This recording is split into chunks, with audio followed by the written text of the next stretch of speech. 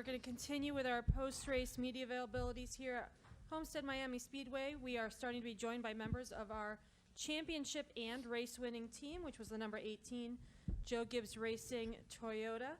We have crew chief Adam Stevens here. This is Adam's second Monster Energy NASCAR Cup Series championship, and he is one of 15 crew chiefs to have won multiple titles. We will open up to questions. We can start up here in the front with Holly and then go to Jerry and Jim. Holly Kane with the NASCAR Wire Service. Congratulations, Adam.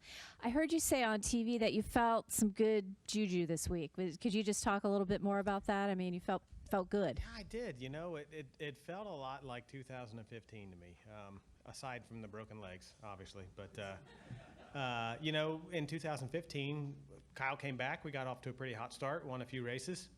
We won Indy, and then we didn't win again until we got to Homestead. But we weren't running poorly. We were competitive. We were leading laps. We were toward the front, and it takes a lot of things to go your way to win a race. And one of those things that has to go your way is you can't make any mistakes. And, you know, this year it was kind of similar. We won some races early. We had tied a record for a top 10 streak or something, I'm told, early in the year, and had a couple races get away from us. But it wasn't because we weren't fast. It wasn't because we weren't prepared. They just didn't go our way. And there were some things that we could have done better and some circumstances that happened. You know, it's just the way that racing is. So it felt a little bit like that. We had to claw our way through the rounds. And, you know, we got in by virtue of points, which we've done 3 out of the 5 times we've made it. And, you know, it's about showing up and being your best when it matters the most. And tonight it mattered the most. We'll go to Jerry, Jim, and then Nate. Or Dustin, sorry.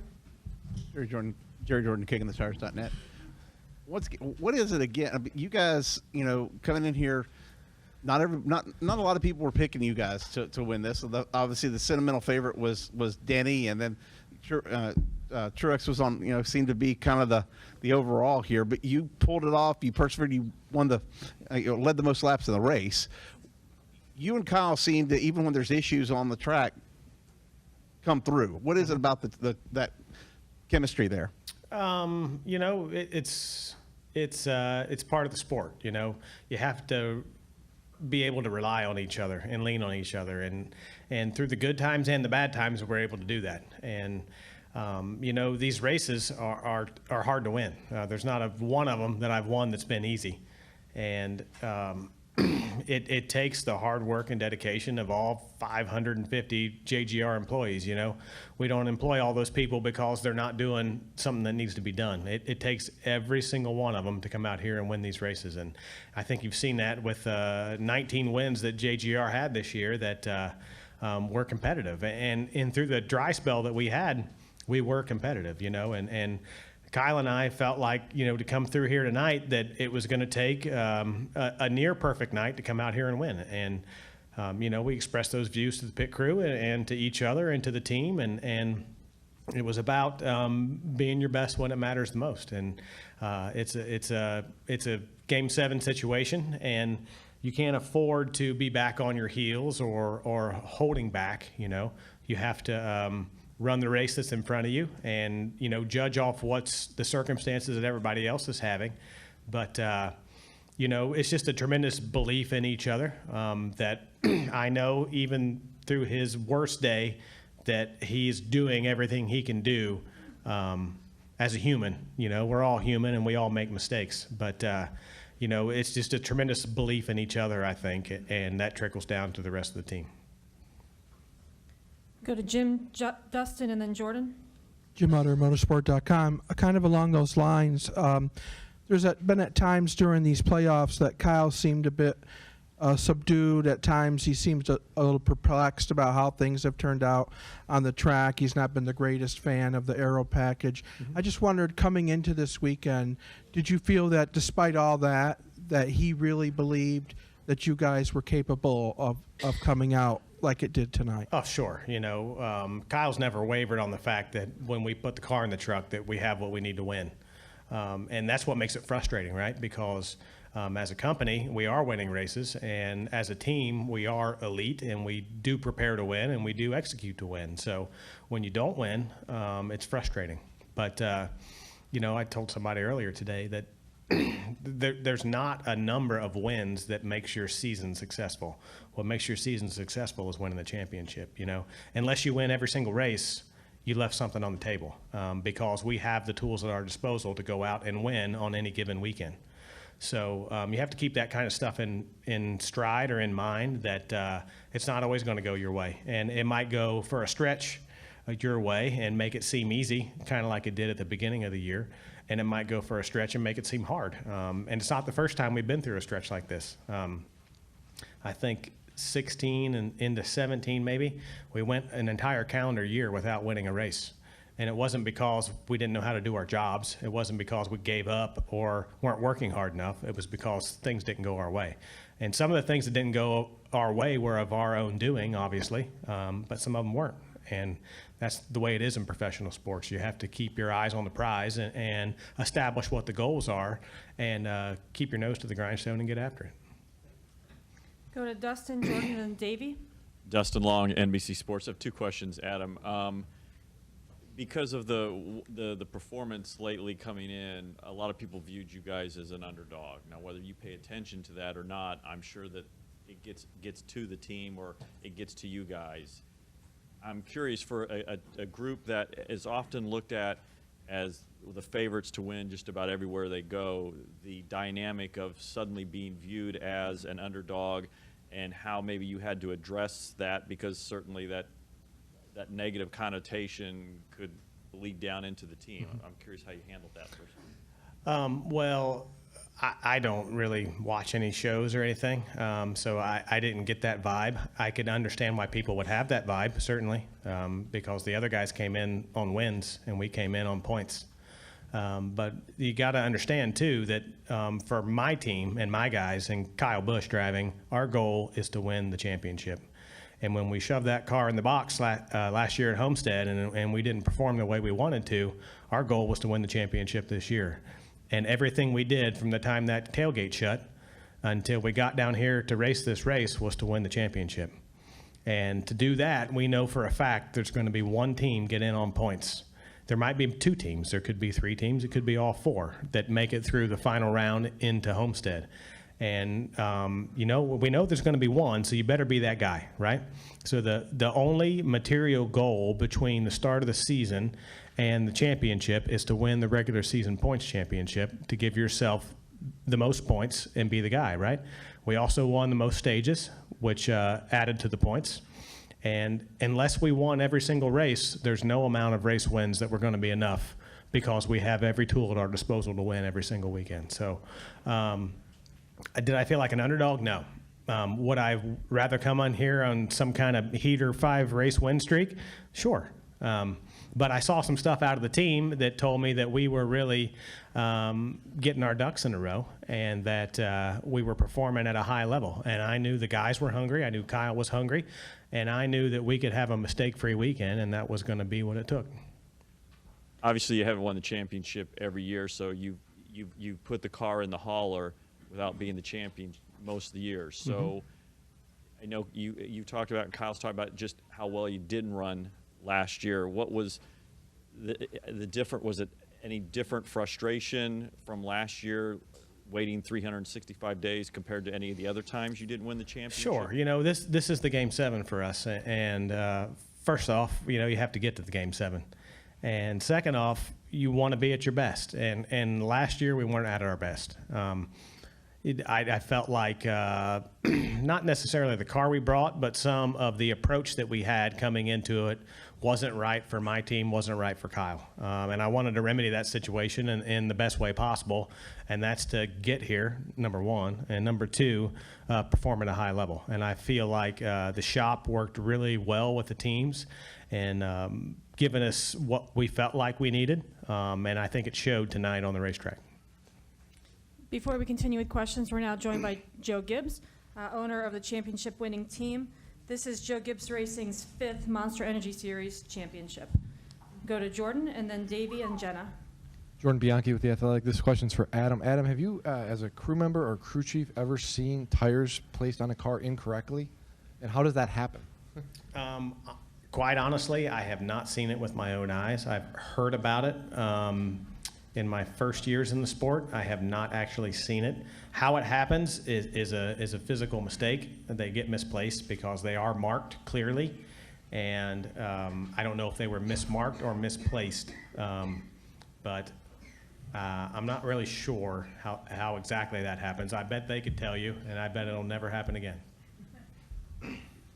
We'll go to Davey, Jenna, and then Jacob. Davey Siegel with Front Stretch. Questions for Adam. Sorry, over here. Kyle seemed pretty subdued over the radio once he crossed the finish line. You got a little bit more hyped up about it, but were you surprised that he was kind of that calm, and do you think there was maybe a reason for that? No, I think it's just a matter of being that focused. And, you know, we've been through this rodeo before. And like I said earlier, you know, the goal is to win the championship. Not that achieving your goals is anticlimactic, because it's not. And it is a big deal. But I think the intense amount of focus and preparation and hard work that he put into it, it was probably more of a relief that it was over, you know, aside from the fact that we actually accomplished our goal. Go to Jenna, Jacob, and then Holly. Jenna Fryer, AP. I think both of you might be able to answer this. Adam, last year the 18 team had, I think, 2 bad pit stops in the race. And then today, the 11 and the 19 had very bizarre things happen to them. Is it the importance of this event that all of a sudden makes these weird things happen? Are guys putting too much pressure on them, and that's what happens? I really can't answer for the other guys, to be honest with you. But, you know, the way you phrase that, you know, in our situation, I didn't really visit with my guys and assess that situation because we are professionals. My guys don't need a rah-rah speech. They're all handpicked. They're all the best at what they do. And it's a matter of giving them the tools they need to do that. And one of the most important things you could do for the over-the-wall guys is continuously put them in high-pressure situations and to diffuse those high-pressure situations when they do get them in there. And I think as a team we do a good job of that. But also as a team, you know, we won a lot of races last year, but there's no race that's a must-win until you get to the championship. And that was probably new for some of those guys. And especially when we weren't running that well, our car wasn't very good because of the setup that I put under it, not because of the job they were doing, and they were trying to make that difference up. And you have to realize as a competitor that there's only so much you can do. You know, Bill Belichick, coach's favorite person, says that you got to do your job, and it's important to do your job. And all you can do is do your job. And operating at this level, you have to do what you're capable of, and there's really no more margin to do more. And a lot of mistakes are made when people try to do more. I think the other thing I would say, this sport is extremely tough. It is human beings where no matter how much you train, we actually had races this year, and you guys probably remember, where all 4 cars had issues. And so it can happen. Tonight, you know, it's going to be interesting for us to kind of go through this and see what exactly did happen, how we can keep it from happening again. That's what you'd like to do in pro sports. You'd like to make sure you don't make the same mistake twice. And so, but I think it's a part of, this is a long, tough, hard year. And when you get here, there is a lot of pressure. And it's human beings trying to get this done. And no matter how much you work on something, you could always have something be a mistake, really, is the way I look at it. And as a follow-up, what was with your eye roll to Bill Belichick being your favorite person? No, I was not. I'm fine. We'll go to the far left to Jacob, and then Holly, and then Zach. Jacob Seelman, Speed Sport. First, congratulations to both of you. I've got 2 for Joe. Over here. Yeah. First, you end it really felt coming full circle in a way tonight. You start the year with a 1-2-3 in the Daytona 500, end the year 1-2-3 tonight, and a championship by Kyle. What's the emotion like tonight, reflecting on everything, considering how you started the year? I wanted to say a thanks to all the fans out there too, and I hadn't had a chance to do that. I'm glad that I'm being able to do it tonight. When JD went to be with the Lord, January 11th, I got so many letters, so many prayer letters, so many little stories about JD, and I appreciate our fan base out there. Our racing family and our fans are special, and I just want to tell you, they really have meant a lot to me, Melissa, Jackson Miller, Jason Taylor, Coy, our entire family. And so I say a big thanks to all of them. It's been an emotional year for us. For me, it started with the Daytona 500. I think anybody that saw that would probably say there's no way that could happen by accident. I felt like God was kind of overseeing that. I think JD was there. And then it kind of continued the entire year for me. It's been emotional to think that you could win the number of races we won. It's just something that normally doesn't happen. I think he was a big part of it for us. I think everybody that worked at Joe Gibbs Racing, when JD left us, I think each and every one of them felt that so much. I think they devoted this year to him and kind of everything I know Coy and all of us did family-wise. And so I just want to say a thanks to everybody. You asked me, it was emotional all year. I felt like I could feel JD all year. And it's kind of hard to put in words,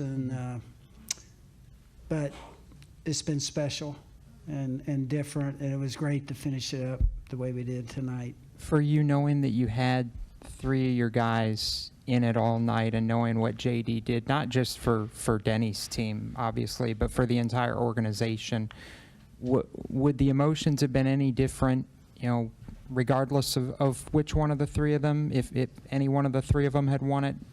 I think you never know exactly, how things will play out. I know our preparation going in for all three cars was we went after it with everything we had.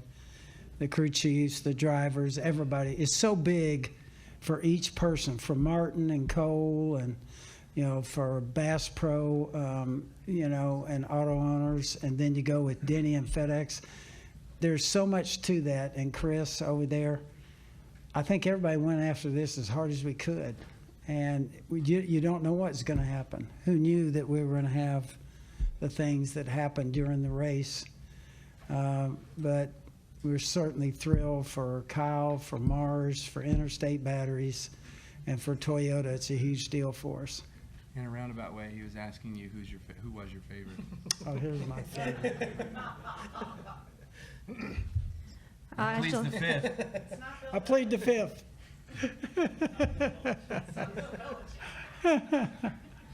And as you'll notice, we've been joined by two-time Monster Energy Series champion Kyle Busch. We'll go to Zach, and then Christian, and then Lee.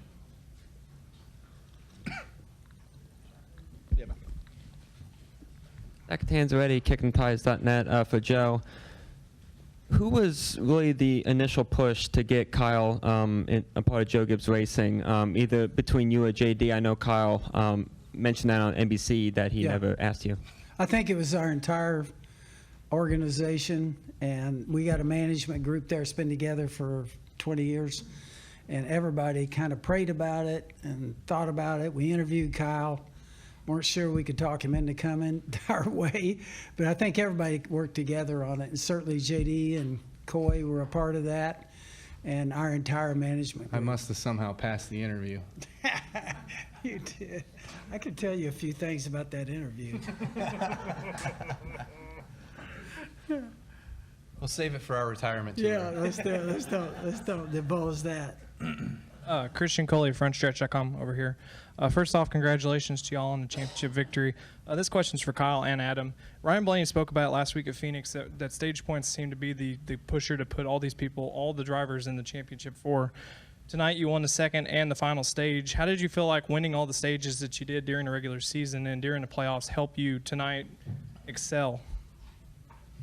Like I said earlier, the only thing we know for sure when the season starts is that one of us at least is going to get in on points. And you're a fool if you don't put yourself in position to be that guy. And as a team, our goal is to win the championship. Our goal next year is to win the championship. And we damn sure want to be the guy that has the most stage points and wins the regular season championship, so we have the most points in case we don't win one of those 3 races, that we're that guy.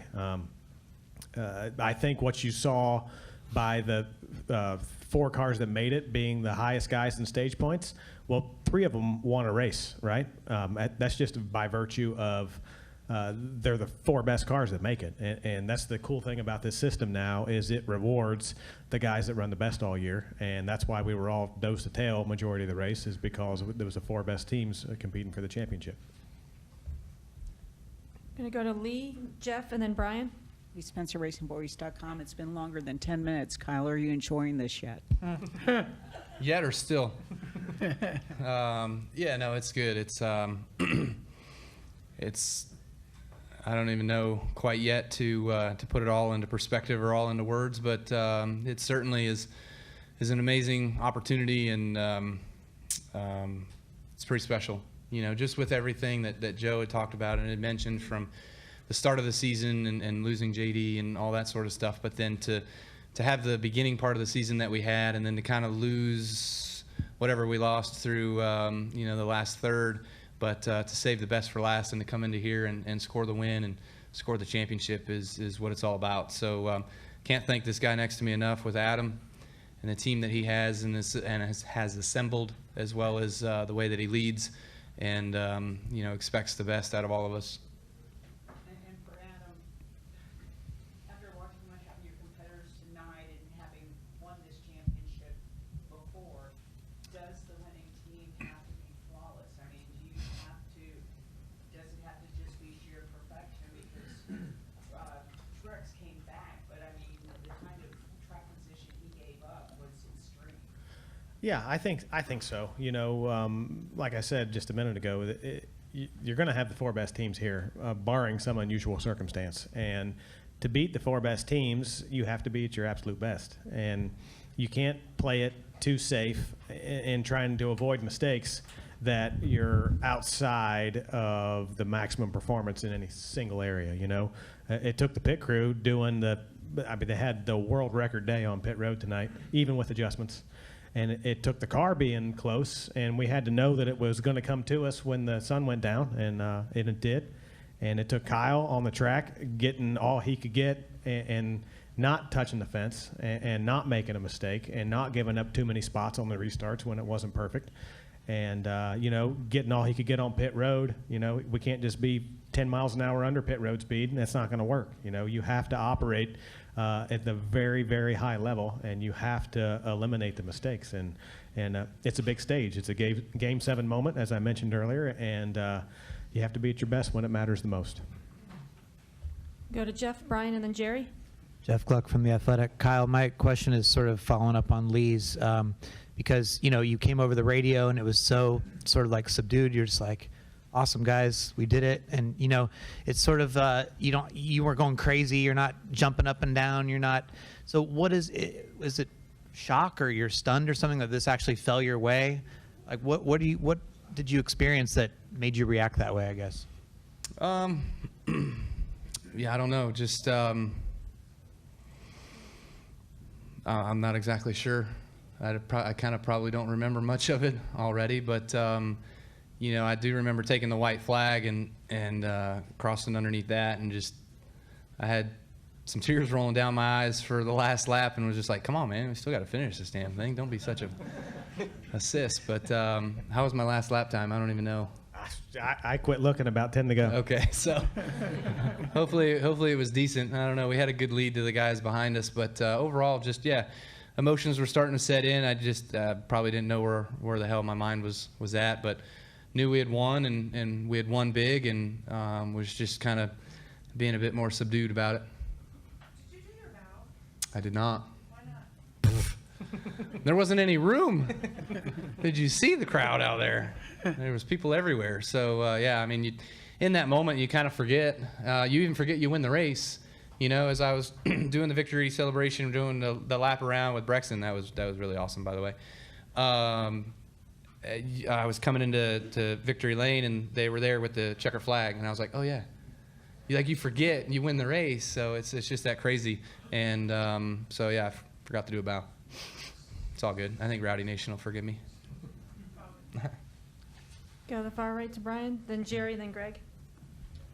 Brian Mapes of Xfinity Racing. Back in 2015, as the laps were clicking down, you were singing a song in your head from Brexton's playlist, I guess.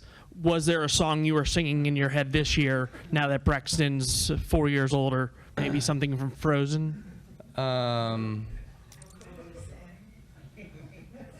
It was ROFLMAO. I'm in Miami. Yeah, that one. No, actually I wasn't. I was just focused on hitting my marks. Like every once in a while I'd throw it off into one and it would slip and I'd be like, oh, so, with racing around the lap cars and stuff like that. And I think it was like the last, who did I pass? Johnson, maybe. He cut me a lot of slack. Brad also cut me a lot of slack. I slid up in front of him because I just lost the front end of the race car being in traffic with him. And then they cut me some slack on the exits, and then you get off into the next corner, and it's just like, then it turns again, and you're like, damn, this thing is all over the place. So just trying to be focused on the lines and where the grip was at and where our car was running the best, and just doing the right job. Go to Jerry, Greg, and then Dustin. Jerry Jordan, KickingTheTires.net. So Lee asked one of the questions I was going to ask, so I'll give my backup.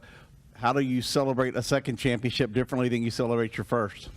Well, we don't get to go to my hometown of Vegas this time around, so we go to Nashville. So there's going to be some differences in Nashville, that's for sure. So hopefully somebody's got a hell of a plan, or they're orchestrating one at the moment. But found a few friends this year in the country music biz, so maybe we'll give them a call and see if they can't come on out, and we could have a hell of a party and put on a good show. You're buying, right?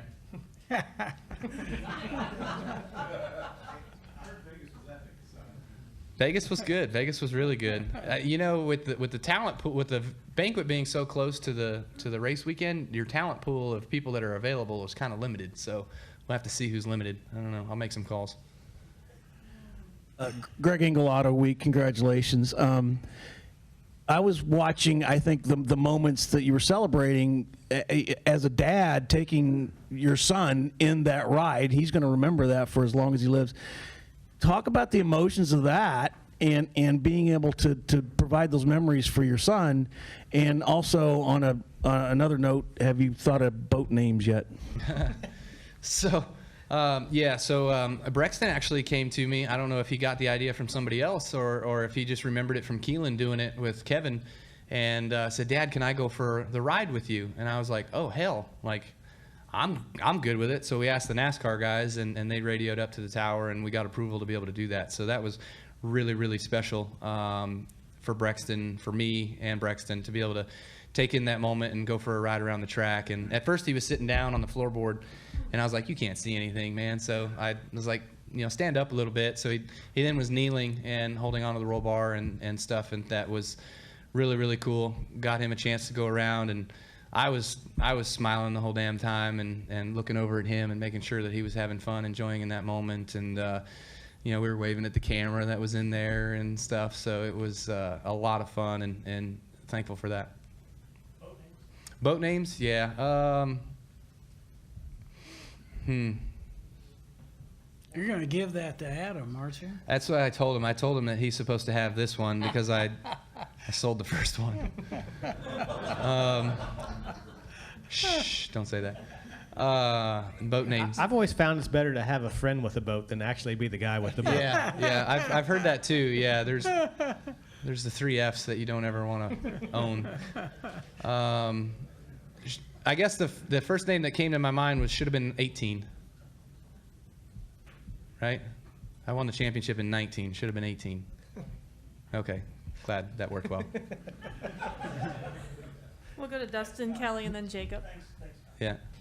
Dustin Long, NBC Sports. I want to ask you a couple things. Kyle, just because you referenced that, I know you've talked about just not being able to perform as well here last year, and for an athlete, to only get so many opportunities at this. What was the wait like, or all the things that took place in the 365 days since, because you just don't get these opportunities? Yeah, I mean, fortunately for us and our group, we get these opportunities every year, 5 in a row. But you know, I think it's what Adam said best is earlier, that you know we prepare as hard as we can prepare and do everything that we know how to do and be ready for this moment. And sometimes you just kind of miss it somewhere, some way, somehow. And other times you're like we were in 15 or this year. Carl was in 16. We were in 17. It just didn't come to us, you know. But overall, we've been pretty stout here with fast race cars, and so I thank Adam for that. And you know, you come in here and when we first unloaded off the truck, I was really loose, kind of like we were here last year on entry especially, and I was like, oh hell, here we go. And then we worked on it. Adam did some really good adjustments to it early on in practice to get us to the tight side, and where I was really, really good at being able to rip it off the wall and had good rear security, and I was like, okay, now we're tight, but we found both sides of it, so at least we're not stuck with what we had like we did last year. So that was the defining moment for me of knowing that we had something for them, and we just had to go do our jobs and race it out.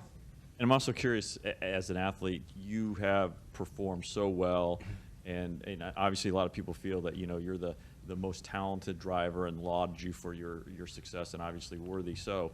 But when you come into an event like this and people start to view you as an underdog as opposed to how great you are or how great you can be, I'm curious what that is like for an athlete, because whether you want to tune that out or not, I'm sure it's there, and you can't necessarily ignore it. I'm just kind of wondering how you deal with it, channel it. Is it help, hurt, or how you are able to flush it away? Yeah, I try to tune a lot of things out. You know, when I come to the racetracks, you know, people look at me certain ways that Brad probably said it best, that I'm an ASS, right? But that's just because I try to focus on what I got to do. And this guy here, and then the 15, this guy here also, but the 15 or 16 guys on my team are the most important people to me Friday, Saturday, Sunday. And so I know what work and everything that I do to prepare throughout the year, throughout the weeks, throughout the year, that gets us to these opportunities. And, you know, I just try to focus on my group and who I am around those guys, and they know about my focus and my determination and my work that gets us to these situations. And so, you know, not a lot of people outside my circle understand exactly who I am, because I just try to flush it out. Go to Kelly, Jacob, and then Bob. Any more for these guys? You want to do that? We can do that. Any more for Coach or Adam? All right, well, welcome. gentlemen, congratulations. You've been freed. You got it, man. Yeah, man. I know how you work. Kelly Crandall, Racer.com. Kyle, you've mentioned it before. You mentioned it a little earlier. You've talked about Adam, how important he's been. But in 5 years, the numbers are just incredible. 27 wins, now 2 championships that he's helped guide you to. Could you have comprehended when the decision was made to change crew chiefs that in a 5-year span he would be this influential on your career?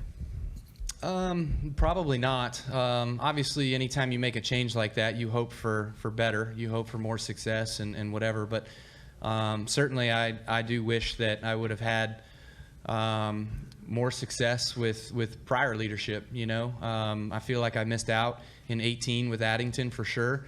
I feel like I think it was 13 with Dave. That coulda, shoulda, woulda.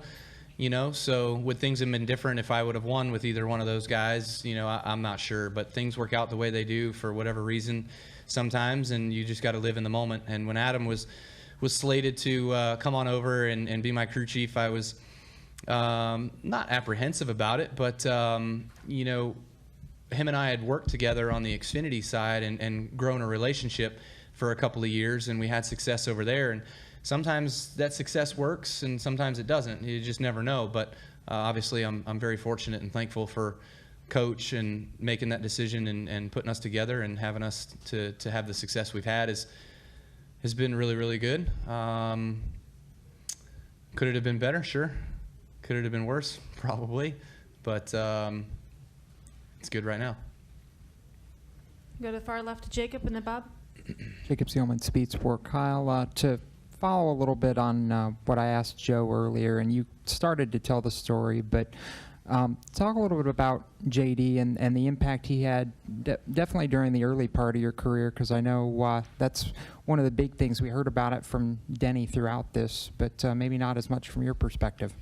Yeah, look, JD is he's an honorable man and honorable father and one that respects the Lord and had lived that way and showed people how to do that. And a lot could be learned from those type of individuals, and I think that comes from Joe, but also JD and who he was and the relationship with Melissa and the kids and being around the kids. I've been with them now 12 years, so some of them, man, they were 6. I think Jackson was 6 or 7 when I came over. And there were times, it's funny, there were times when we were at the races and Jackson was there and he would come on the pit box and sit on Samantha's lap. Like, that's probably a little weird now, but back then it was cute. So it's just the relationship, though, with the family has been really, really cool. JD was,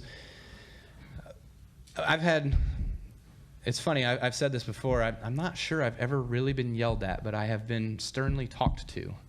And JD was the same way.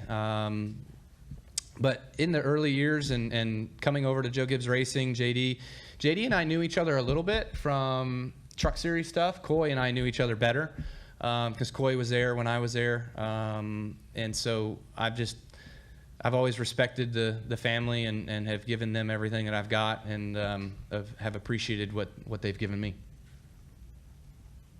Go to Bob.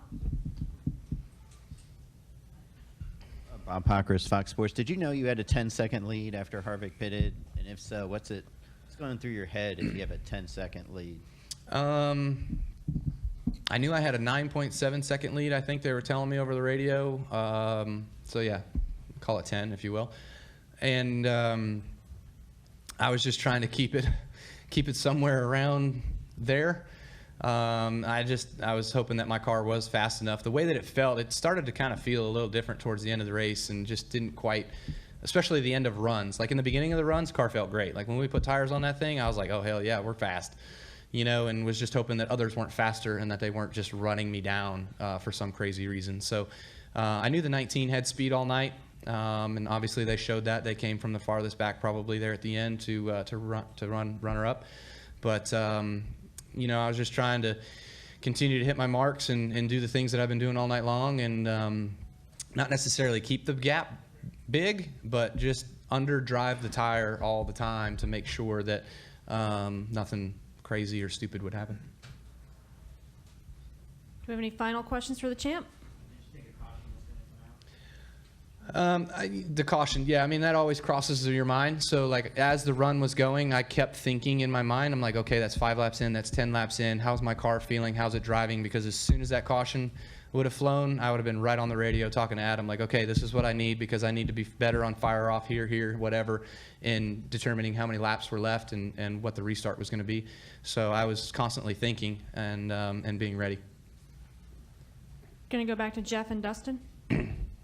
I mean, along that same lines, it's just like, it feels like this sort of doesn't normally happen to you. Like, when you have a stretch where you're not winning or something, it's not like stuff falls into your lap, where if you have a dominant season or a dominant stretch, things might get taken away from you, and you're like, oh man, I had a good playoffs, and something happened and we didn't win. But to be sort of just so-so by your own standards and not win the whole playoffs, and then you win the championship, like, does that feel weird to you? Or does that surprise you? When was media day? Thursday. I think one of my lines was, it's not what have you done for me lately, it's what can you do for me now, right? So I think that's true in itself. With all these guys that were fast, Denny being fast. I knew Denny was going to be good here. He's been good here. He's won here in 13. He was fast here a couple of years ago, I think, too. And Truex is always fast, always a force to be reckoned with, and same with Harvick, you know. But we knew the 4 was going to come here with their stuff that they've been fast with all year long, and we just didn't think that was going to end up being the ticket on the long runs. The short run, for sure, he was fast on the short run, right? And so again, to Bob's question, you know, was if a caution come out and Harvick and myself come off pit road 1 and 2 with 10 laps to go, it was going to be damn hard to win. So yeah, you're right. It worked our way. It was long runs to the end. It was 50-something laps on both the last set of tires, and so that played right to us and how good we were. Dustin Long, NBC Sports. Did you get to throw Brexton eventually? Damn it! No, I didn't do that either. Everybody's like, do this, do this, do this, do that. So, anyways, we're gonna go do. We got more photos and stuff to take, so we'll do it. I got an idea already. Thanks. What is a moment like that for a dad to do that with a son in a situation like that? That's something most people are never going to experience. It's really cool. I was actually, when we were on the first stage, I was thinking about doing it there, and I was like, it's kind of small. There's a few people up here. No, I don't want to do it here. And then when we were on the next stage, we kind of got ushered out of there pretty quick, so I didn't think of it. But I asked him if he wanted to sit in the trophy for the photos, and he was like, Dad, I'm too big for that. So I was like, okay, you know, let him do what he wants to do. It's fine. Huh? No, when we were out on the racetrack, right when I got out of the car, he was like, Dad, does this mean you can throw me because you won the race? So I was like, yep, that's right, we will. So anyways, what'd you say? What was your question? You good? Yeah, no, I just asked if you've gotten just the opportunity to father do that with his son. Yeah, so yeah, just having him here and having him 4.5 now, and I hope that, I can't remember my memories of how old I was when I started remembering things. I was never mind. So I hope that he can remember these moments. And obviously, TV's really good these days. There's a lot of great HD coverage, and so you know, it's pretty clear the opportunities of him being on television and being him in the car with me and that sort of stuff is special. I'm going to go to Jordan, Mike, and then Aaron. Jordan Bianchi, The Athletic. Were you informed of what happened to Martin Truex Jr. on pit road? And if so, what was your reaction? I was not, no. I found out on the stage afterwards. Did they put the lefts on the rights or something? On the front? Yeah, I heard that on the stage, and I was like, man, it's crazy. Just how things can happen sometimes, you know? I mean, it's just an honest mistake, I'm sure. And so I didn't know that's why he had to come back. I just figured it was a loose wheel. I mean, same thing, right? If it was a loose wheel, he had to do the same thing. So I just figured it was a loose wheel. But when he marched back through the field, I was like, damn, he's fast. And then, you know, for him to come out second of having that happen to those guys, it was, they were quick. I'm sure they're going to look at this as one that got away. Mike Massey with Front Stretch. So after Martinsville, Eric Almirola said he was going to make the last 3 weeks hell for you.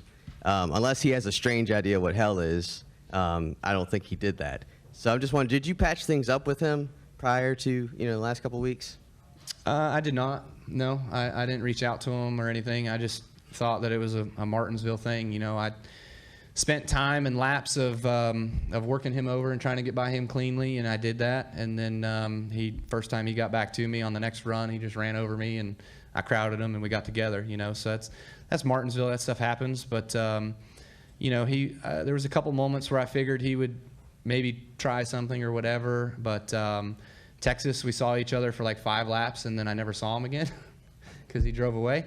And then Phoenix, I don't remember. I think we were around him a couple times, and I don't remember what was happening. And then tonight, I had to put him a lap down there towards the end of the race, and he was fine. And I think that's respect, for one, because even other guys that I had issues with, Bubba waved me by, Stenhouse waved me by, like these guys, you know, that you would think are gonna make your life hell, whatever. In the championship race, in that moment, they know what that means, and I would do the same. You know, Larson was probably my biggest pain in the neck tonight, but I had fun racing with him. You know, I thought that was pretty cool. This place is really racy.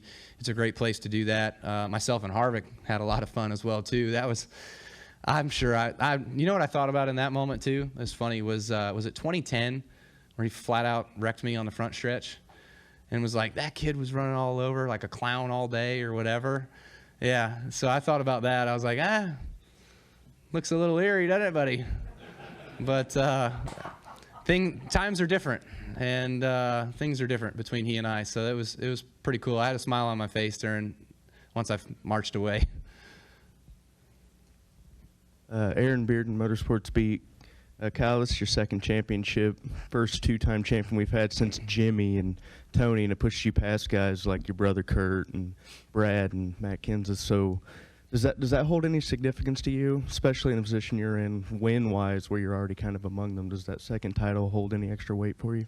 I guess. You know, I would like to think that anytime you're able to win more races and more championships, that it helps your stature and helps you become, I don't know what it helps you become, I guess, more successful. But, you know, it's all about just doing our job to me. You know, I would love to be sitting here right now talking about 8. You know, I've been in the sport for 14, 15 years, whatever this season is for me. And so, you know, we're only talking about 2. So it's nice to have the success that we have. Take it when you get it. But there's certainly a few missed opportunities for sure. Go to Jenna. Kyle, what do you make of JGR winning 19 of 36 races in a year with a new rules package and all the other things that were thrown at you?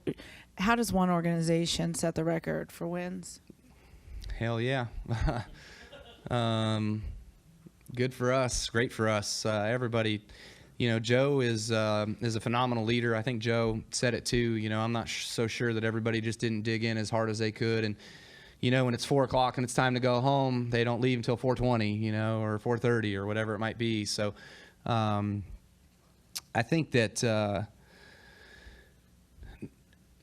I think it's the group of drivers as well too, though. You know, when we had our team meetings with myself and Kenseth and Carl and Denny, they knew the group of drivers that we had, and if we weren't successful, they knew it was because the stuff that we're driving around the racetrack.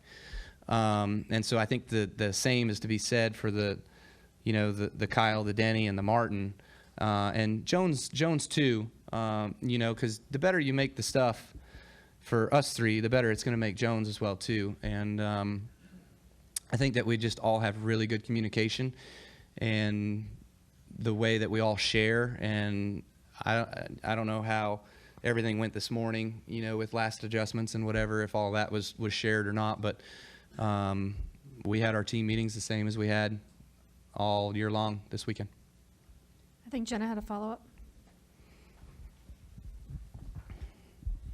What do you think it means to Joe? You guys opened the season 1, 2, 3 at Daytona, and you closed the season 1, 2, 3 at Homestead. I mean, it seems. Did we finish 1, 2, 3? Yeah, Jones was 3rd. Yeah. Oh, Jones was 3rd. Cool. Yeah. I didn't even know so that. so I mean, 'cause I knew Denny just passed me to get his lap back at the end, so I didn't know that where he was at. I mean, that's pretty unusual, you know. Yeah. So do you think that means something for Joe in this year that? Well, he thinks damn that- sure better. What else can we do for the guy? I mean, damn. But that shows. That man is relentless, and he is at the shop, whether it's 7 or 8 o'clock in the morning, every single morning. He is there, and he works, and this is his life. This is what he does. Same as me, this is what he does, and I think that's why we respect each other so much, and we get along so well. And what we do is, if he's at home and in North Carolina, he's at the shop, and if he's got to go somewhere and get on an airplane and fly somewhere, it's for his race team or his family. There's certain times where it's for his family, of course, too, but you know, that's just that's how a leader is, and everybody follows the leader that you have from the top. Go to Michelle.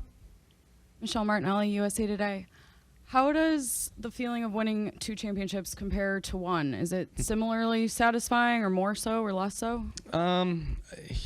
This one feels like the first, like today, you know, but like getting into next year being 2-time is is going to be cool. I'm certainly looking forward to that, and I'm just, again, I can say it over and over again, but it's just about the people that you're around and the people that you work with, and certainly everybody at Toyota and TRD and Joe Gibbs Racing and TRD, Costa Mesa, Salisbury, everybody that does everything for us, and whether it's David Wilson or Graves, they're in our team meetings as well too, and so it's important to all of us to be successful. And for me to have a second championship, I mean, it wouldn't have mattered if Denny won his first or Martin won his second.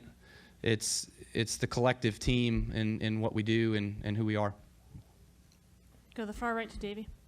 Davey Siegel with Front Stretch. Kyle, Adam said that this year and tonight, kind of culminating with it, kind of reminded him of the 2015 season, minus the broken leg, of course. Yeah. Did it I remind won a full-time championship. What do you know? Did this hey, year? So does anybody know what the score would be with the old Winston Cup points? I won the old way too. Thank you.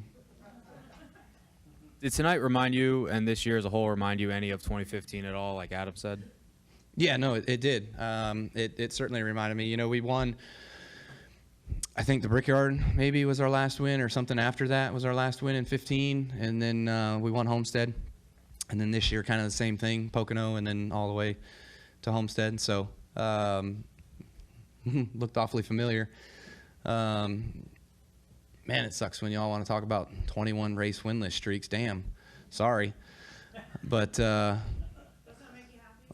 it's 0 right now, and hopefully it's 0 again after we run the next race. That's all I gotta say, because that one's a big one that I have yet to get.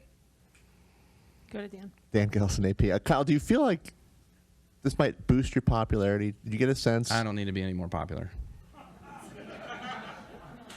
I don't. No. Why? But anyway.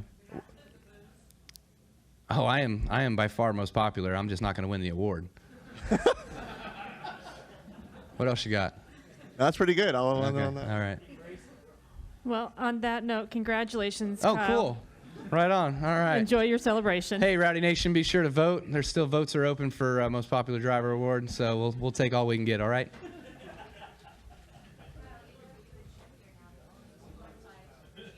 Yeah, I heard that. So that's pretty cool. It's crazy though. He's 7 and we're only 2. Like, it's a big spread. I'm getting old.